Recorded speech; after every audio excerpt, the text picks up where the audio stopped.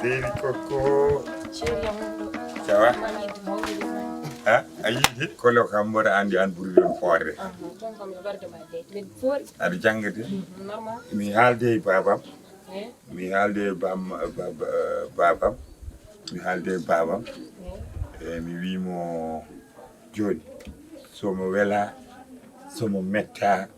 so yiidi yo so yiidani yo dewgal amen min mbaɗata par ce que min fuujuno jahamin desmi oɗo o kalo français nde garmi nde hoyde bamma ari haali kadi ɗum fof wi babiraɓe wuuro ngo fof wi yomi rese wuuro ngo ko babam salluno Mama Salim. Ana anda babam wino ko wi ne gaddumi ASSIMI tan o wi kam oto mi res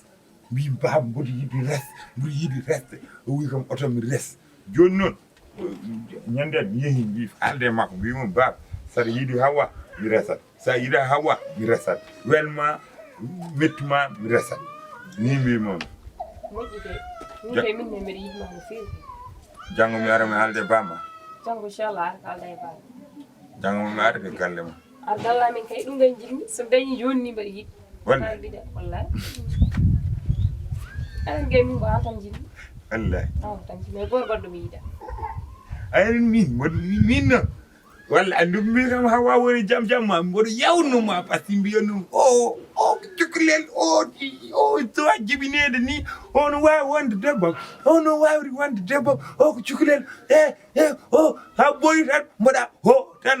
gona mawɗo ɗum gay mi cukalel yiɗata cukalel gay ni yiɗi ala nden sikkalno ma won mawɗo ɗum woni probléme mi sikki joni kam mi woni mawɗo joni kay sinno ko mangore gonnoɗa ɗum mbima joni ñola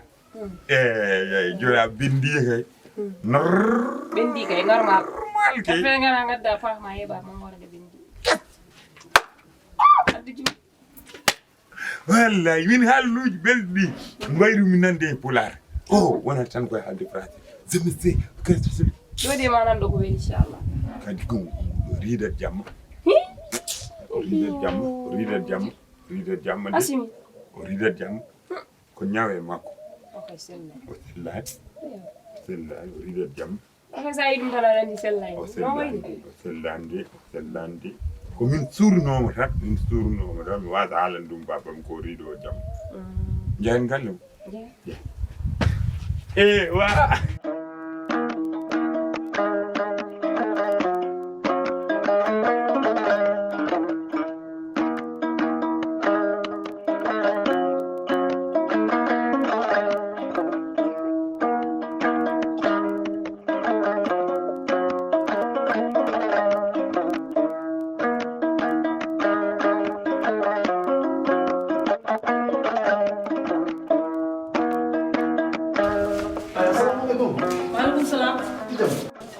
wa debbo men ASSIMI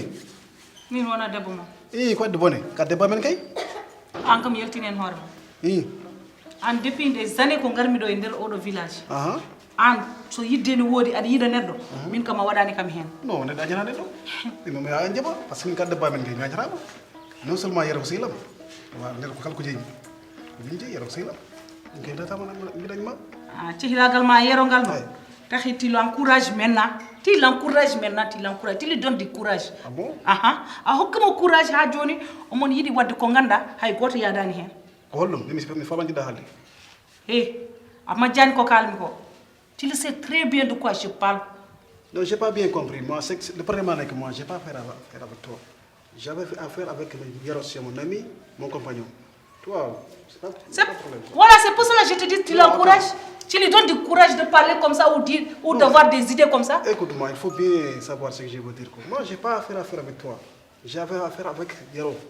C'est mon ami de longue date. C'est toi qui l'encourages. Tu lui donnes du courage de parler avec moi comme il parle maintenant là. Ah bon? Parce que c'est ton ami, tu lui donnes des conseils. Maintenant, il a complètement changé. C'est toi le phénomène qui est rentré dans notre vie. Écoute-moi bien. Moi, je n'ai pas affaire avec toi. Moi, j'ai affaire avec Yaro. Yaro, c'est mon ami de longue date, c'est mon compagnon. Je lui veux que du bien avec lui, quoi. Mais je m'en fous de votre amitié. Mais si tu veux ça, il n'y a pas de problème. Je m'en fous de votre amitié. Moi, je n'ai rien encouragé avec elle.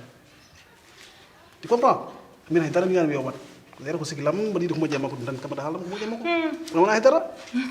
comme tu n'es pas clair dans l'histoire là tu me donnes même pas l'occasion de parler ah bon tu crois ça parce que c'est Yero c'est toi qui lui dis an wi Yero yo waddum maintenant là c'est toi qui as tout fait mais an mara holay horma je m'en fous de votre amitié je m'en fous an lew debbo yero ko kadi debbo yero ko mbiɗa ɗum yewata wata ah bien sûr bien sûr mara hola horma bien sûr dino an jowde mara hul bien sûr j'ai pas peur problème ngol ɗum min l'essentiel min ko mbanmi wadde ko ɗum ha gasa par ce que yero ko sigilam ko moƴƴi ko jinmi ko an non sa meji ɗum sa meji ɗum ko affaire ma n'est-ce pas tu es venu chercher Yero je ne sais même pas où il est toi tu dois savoir là où il doit être va le chercher dans le village il faut donner un bon exemple c'est pas mon problème il faut donner un bon exemple tu es une femme il faut donner un bon exemple avec toutes les femmes il faut me donner du respect même si c'est ton mari moi je suis son ami il faut me donner du respect non je dis là tu me dois beaucoup de respect avec moi n'est-ce pas toi le respect que je te devais là j'ai changé ah bon mais comme jam galle ma yaro ko sigi lam ko n'est-ce pas mina faut joga tout le respect nangira yaro nangiram non parce que comme sigi yaro dolom dat wona hande fuddi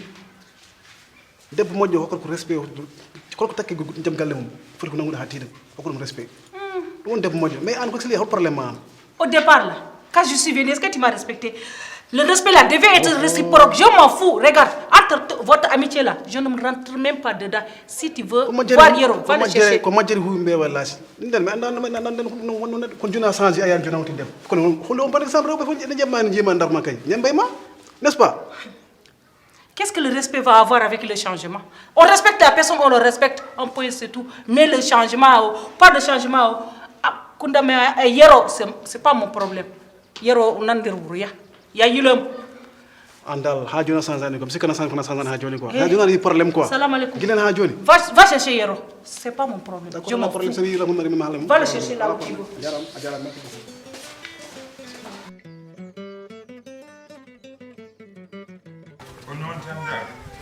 konon tan min ko mbimami ko mi fari joni comme no mbirumami ni dal min mi fari par ce que min babam mi wino mboɗo yiiɗi resde hawa ko babam e hoore mum wi kam otomi res oɗo momma joni noon min oɗo mo gaddumi o wona sagam mi jiɗmi joni ko hawa mi resa mo wona lembelam noon mi jiɗmi voilà mi pari Yero ana majjani gila hawa jibina ko an totta min kay jaggi ham tan koy ko babma ara babma so ari hay so ɗo joni ɗo dari ɗen ɗo ngal haɓɓama habbaji keddo gon anani heddi koye maɗa babma wino ko ana parano kono noon caggal hande ana pari kam mi haalde makko hanki mi haalde makko hanki on wiyami jarani yo jari yo a wawona rewɓe ɗiɗi yo mbimomi komin resat min kono momi foti o ara ɗo hen min desade o par ce que min ko hawa jinmi mi andani min mbiɗa anda min komi kon min ko jahanomi ko foof mi meeɗa andude min ko hawa jinmi min cikkannomi ko oɗo ASSIMI jinmi deke min gilli gonmi cukalel ko hawa jinmi noon joni noon ko jinmi ko jeymi ko ɗum garanmi jettude ɗum ka e heɓat heddi noon ko an a yeehi Côte d'Ivoire tan a addi debbo min jamfuno kay addi debbo wona andi wadde ko an jamfino min jamfino joni minenne min mbawa yiide hamin ƴetta emin porsuma hen min mbatta ɗum hande onon sukaɓe jiyata jiɗa ndena ronkuno andude holɗo gillima e Hawwa keede ba joni noon a yeehi ha andi ko gillima e Hawwa keedi koye nder ɓerdam koye nder ɓerde ma joni jinmi ko ya yewtide babma o ara so o jaɓi o ari min kaltide ko mawɗo komi mawɗo anani de mi nani ko ɗum ɓurata laabde si mi wawa ittu tambi tottuma ni tan hay so aɗa yiiɗimo kono hay ko ma mawɓe jewtude dewgal suha min jamfino joni min ko jamfinomi ko mi yeehi ha nder mi andimi ko min jamfino joni ko ɗum jinmi fewnide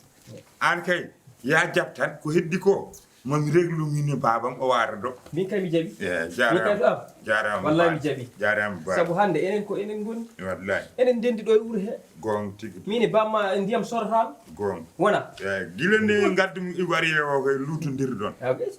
ko comme no jam funi tan neddo yida jam fer wallahi wona wallahi min bonnino yakar mum kay si ko dum tan min bonnino yakar hawa ko joni on yakar no jinnu tottide mo kadi inshallah min kadi kanko wañani mi kadi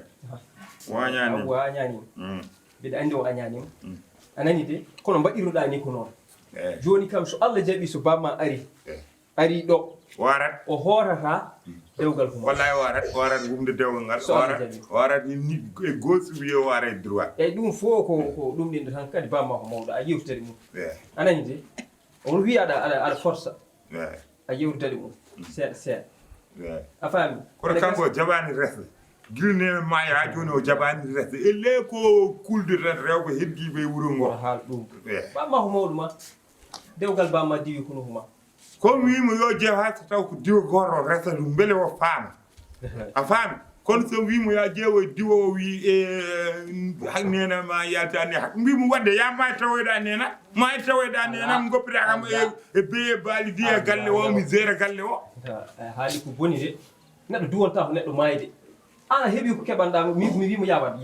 wat ko mbimi ko so a wi ande ma waɗi ɗum alhamdoulillahi rabbil alamina debbo ko debbo an jiɗɗa joftinde fof joftina anani tinno hen no feewi inchallah anani inchallah tinno e bamma no feewi tinno e makko no feewi ha ida ya bata min jimmi ko baba so yo reso resani ma e ɗum ɓuurani hunkuma ha o ko haalata koko boni